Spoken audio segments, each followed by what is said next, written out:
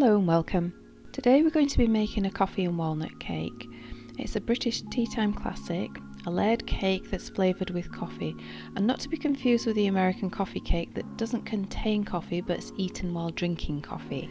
So the ingredients first, you'll need 6 ounces of room temperature butter, 3 large eggs, a cup of light brown sugar,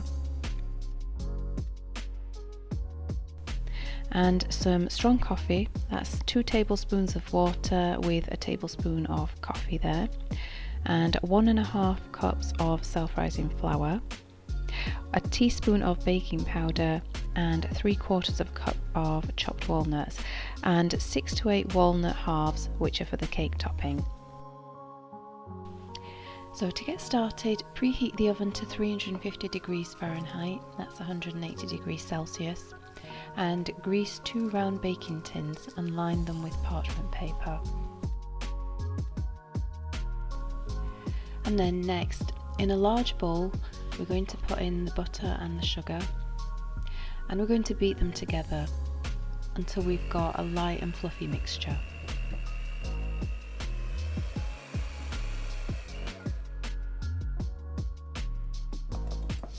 And then separately we're going to beat the eggs, and we're going to be adding these into the mixture slowly.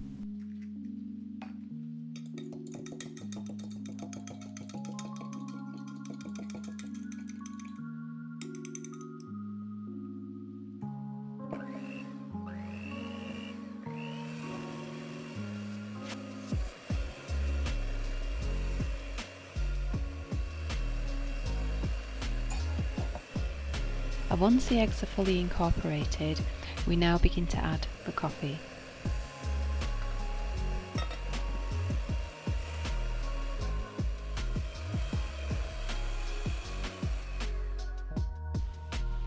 And the next step is to sift in the flour and the baking powder. Again, we do this by adding in small amounts at a time until all of the ingredients are fully blended.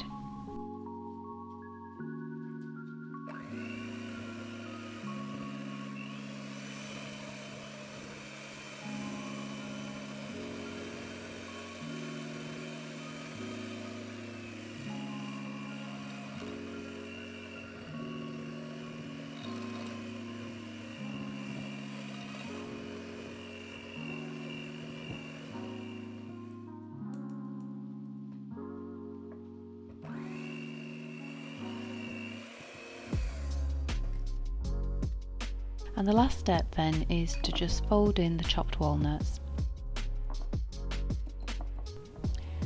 Leave the walnut halves to one side because we'll be using those later for the topping.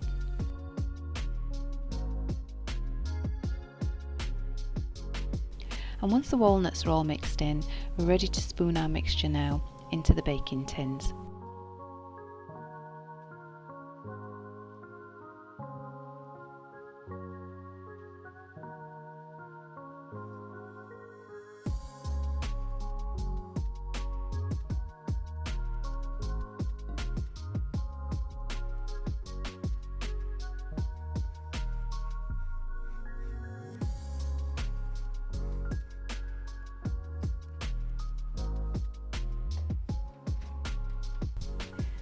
Then pop your cakes into the oven and bake for about 20 to 25 minutes.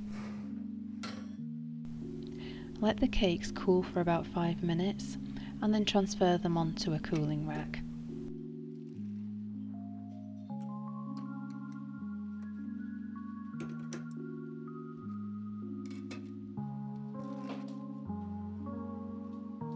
For the cake filling, we're going to need 4 ounces of butter, 1.5 cups of powdered or icing sugar, and some cooled coffee. Again, it's a mix of 2 tablespoons of water and 1 tablespoon of coffee. Begin by creaming the butter and then slowly adding in the sugar, and then lastly the coffee.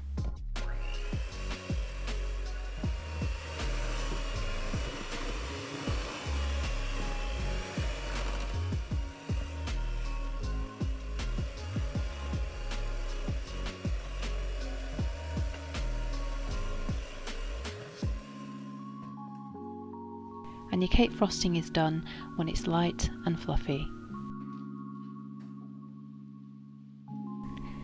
And then onto the final assembly. We put together the cake with its frosting and then its topping.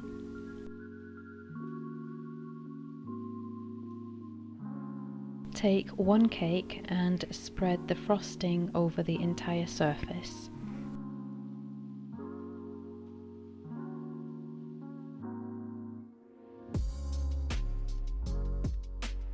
And then place the other cake on top of that one to form a sandwich.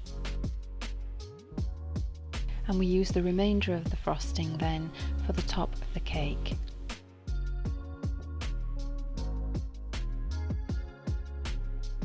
To spread the topping, use either a knife or a spatula and then just work to get a smooth and even finish.